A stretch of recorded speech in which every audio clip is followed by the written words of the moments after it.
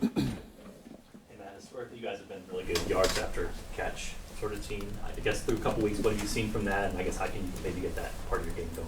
Yeah, we want to get explosives going any way we can. Yards after catch, run or pass is important. So we want to make sure we stick to that and understand that. But at the same point in time, I think like just the execution part of it, whatever it is, if it's run after the catch, if it's more of an explosive play downfield, anything is really what's important to us. So, but that's certainly something we want to focus on. I'm sure when you look at the running game, you feel like everyone becomes a piece of it. But are you seeing enough creases in there that you feel like there was some opportunity to gain some more yards in the run? Yeah, it's hit and miss per play. There's some runs where I think we all see that and the RBs see it. I think that's every game. It's our job as coaches to make sure that they understand where that's at and then when to hit it is a big part of it. So the correction part of any game, when you go through it, win, lose, or draw, you want to make sure that we're teaching the right stuff to them, and then they got to execute it. So the one thing, just understanding with our RBs and knowing that in our run game, we want to really get that going. It hasn't been there yet, but that's something that we want to emphasize. It's been a pretty even split between Kareem and Pacheco. Is there any thought to maybe giving one guy a little bit more than the other, or you just want to stay? I don't think necessarily.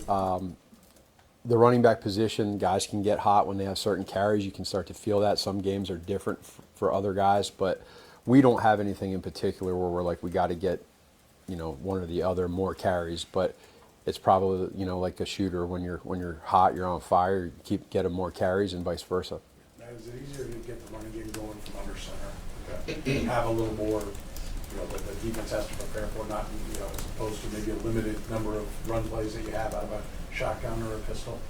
What I would say to that part, so a couple parts to that. Number one is the team. Who are you? Are you a running team? Are you a passing team? And then the next level to that is when you do decide to run the ball. I think what you're insinuating is a little bit of, we call them breather runs per se, and almost for Pat, they're breather runs where it might not be the RPO style, where there's less decision making. It's more just downhill at you. So are we more of a gun run team? Yes. Are we looking at dot runs as well, what you're getting to? 100%. So we're really trying to evaluate what are we best at. I think the biggest thing that we're probably all tackling in this room right now that you guys are probably wondering and asking, and we want to get to as soon as we can, is what is our identity? And that's across the league. Everyone starts to create one, and the sooner you find that identity on offense with the players you have, the better you can be. So to your question, the dot runs, downhill, we call them breather runs, are certainly a part of it. I know you guys come up with a game plan. Pat's part of that. You look at, hey, what do you like? What do you not like? Does Pat like being under center? Is he comfortable with that part of the equation? I mean, I know where he came from in college. You guys have done a lot out of the gun. Is he good with that kind of? He'll be comfortable when it's productive in any run game. I mean, any quarterback's best friend is a run game. It helps out with so much. What do you think your identity should be, Matt? Well, that's every year it's a little bit different of a question for everybody, but whatever it is, whether it's running the football, play action, RPOs, drop back, it's a little bit. I'd say the Kansas City Chiefs with our quarterback is probably a little bit more drop back, and maybe not as much play action for some teams, but it's really when I say identity, it's not so much 30,000 foot view run and pass, it's more scheme-wise, whether it's in the run game, inside zone, outside zone. Matt, so much on what say Joe and throughout the preseason on the explosive plays, and just how would you evaluate so far? I know there's some that Mahomes has missed out on that I'm sure he wants back. Yeah, we're always going to look at that and make sure that we're executing those type of downfield plays when we have them, and sometimes teams are taking them away. One thing you're probably noticing early on is there are more downfield throws this year than in years past. Now we just got to connect on some of them. We did it at the end of the game. It was too late. We want to keep that going and be able to, when we look at as a staff and as a team, to me it's about starting fast. The last two games now we've gone 3 and out, and we want to start fast, and that helps our defense out. So how do we get to that point? I don't care if it's run or pass. How do we get touchdown on the first drive? Herbie, and then we'll go Taylor. Coach, you mentioned trying to figure out their identity, but how much has the absence of Rasheed Rice, Xavier Worthy, Jalen Boyles over these last 2 games affected not able to establish an identity? Probably one of the first things that what I love about Coach Reed is what he instills in his players and coaches is we stay away from, the excuses of the personnel part of it, or you don't have this or don't have that. And so we're all engraved that way. What's real is that, you go through training camp and you go through OTAs. Timing is important. At the same point in time, the next guy up mentality for when there are issues or a suspension or whatever, when you don't have those guys, we got to roll. Like that's who we have. So that's what I think for us as coaches is how do we put the players in the best position to what they do best to succeed. And you look at the last 2 games really the last 3 games against 3 really good, 2 defenses with the Chargers and the Eagles. It's not easy, but we're there, and it's not good enough for us, but we know we are close.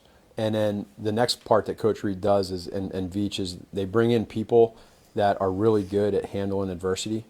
And I think more than anything, when you go through obstacles like we're going through right now, trying to figure out what is the identity, how do we put more points up with where we're at right now, it's easy to do when you have good people. Some places don't have that.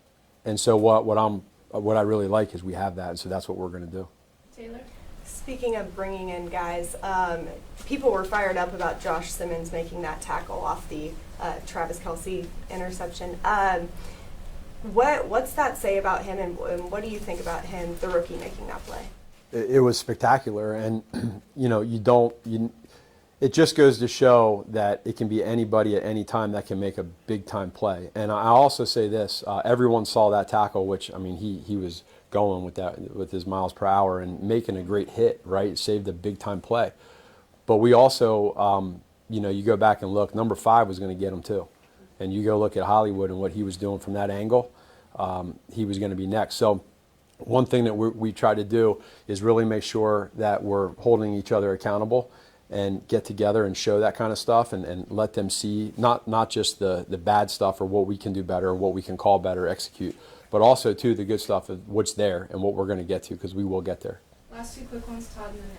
So Patrick, has told us a couple times about throws he's missed early against Noah and the later one to Thornton.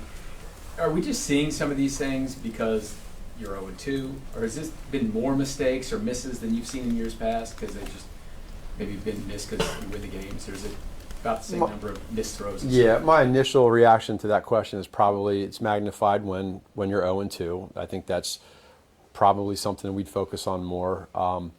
And we look at it every game. I mean, we want to, going into this year, we've talked about the mindset of aggressiveness and being aggressive. So sometimes the incompletions are still investment throws for stretching the defense and not letting them just play 10 yards downfield. So, but in practice, I think that's where we got to make sure, are we taking the shots, and then are we catching the ball in practice, taking that to the game. But we're on it every day, making sure that we're not going to stop with that. We got to keep that going.